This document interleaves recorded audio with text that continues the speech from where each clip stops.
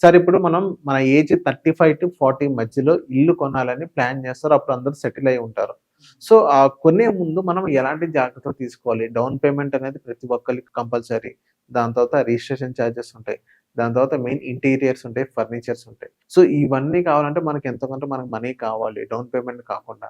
So, ఈ మొత్తం మనకి రెడీ అవ్వాలంటే మనం ఎప్పటి నుంచి మనం ప్లాన్ చేసుకోవాలి? సో, జనరల్‌గా మనకి సాలరీ స్టార్ట్ అయిందంటే, లేదంటే కాస్త ఇన్‌కమ్ స్టార్ట్ అయింది, మ్యారేజ్ అయిందనంటే, మన మొదటి ఆలోచన అనేది ఇల్లు మీదకెళ్ళిపోతది. అండ్ మనమే గాదు, ఇంట్లో వాళ్ళకి గూడా ఒక సొంత ఇల్లు అనేది ఉండాలి. ఇంకప్పుడు ఓనర్‌ను ఎంత బాగా చూసుకున్నా ఓనర్ కొంచెం శత్రువులా కనపడడం స్టార్ట్ అయిపోతది. చిన్నదానికి, పెద్దదానికి అరే ఇదేంటి అంటే ఇంట్లో ఏ సమస్య వచ్చినా సరే, ఇదంతా మనకు సొంత ఇల్లు లేకపోవడం వల్లనే అనేదాన్ని తీసుకొనొస్తున్నారు. కానీ మ్యాథమెటికల్‌గా ఇల్లు ఎంత లేట్‌గా కొంటే అంత మంచిది అని చెప్పేసి మనకు యూట్యూబ్‌లో ఎన్నో రకాల వీడియోస్, ఎంతో మంది ఫైనాన్షియల్ ఎక్స్‌పర్ట్స్ చెప్పారు దీని గురించి.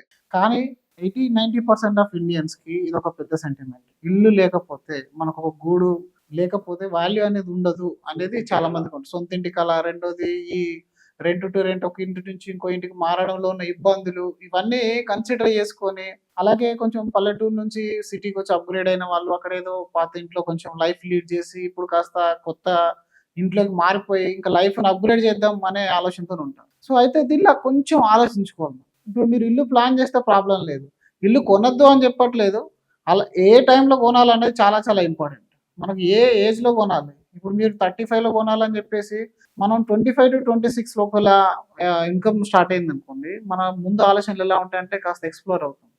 ఫ్రెండ్స్‌తోని బయటికెళ్ళడాలు, ఊర్లో ఏమన్నా రిపేర్లుంటే చేయించడాలు, ఇంటి దగ్గర కానీ ఇంకా అక్కడక్కడ ఇన్వెస్ట్‌మెంట్ చేసుకోవడాలు అన్ని ట్రావెలింగ్ అదంతా ఉంటది. సడెన్‌లీ పెళ్లయిపోతది. పెళ్లయిన తర్వాత మొదటి ఆలోచన ఇల్లు. బాధ్యతలుంటాయి. అప్పటిదాకా స్వైప్ చేసిన క్రెడిట్ కార్డులుంటాయి. బాధ్యతలుంటాయి. చిన్నోడు మళ్ళీ కొంతమందికి పిల్లలైతే స్టార్ట్ అయి ఉంటారు. ముందే పిల్లలెళ్ళిపోతే వాళ్ళ స్కూలింగ్ అనేది స్టార్ట్ అయిపోతది. ఇందులో ఇల్లు అయితది.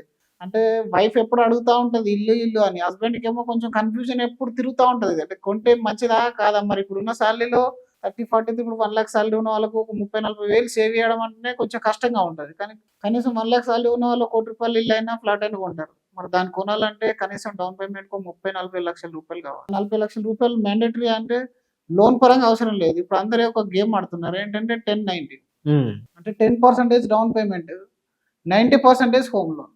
ఇప్పుడు ఇక్కడ సమస్య ముందు ఈ సంవత్సరాల్లో రాదండి. 1 ఇయర్, 2 ఇయర్, 3 ఇయర్స్‌లో రాదు. 5, 6 ఇయర్స్ తర్వాత అసలైన ప్రాబ్లమ్ స్టార్ట్ అయిపోతుంది.